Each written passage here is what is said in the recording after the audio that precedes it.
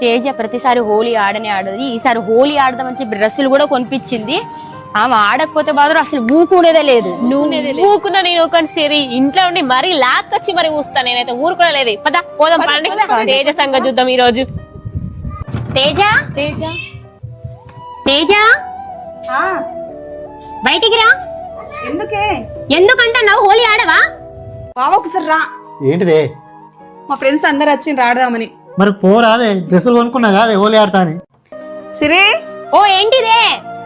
మరి కొంచెమే ఉయ్యాలే. అయ్యో బొట్టే పెట్టిపోతా. బొట్టే పెడతారా? బొట్టే పెడతాను. అబ్బాయి ఎందుకంటే డ్రెస్సులు ఖరాబ్ అవుతాయనే. చరిత్రే శిరసొంచి ప్రణామం చేస్తుంది. ఓహో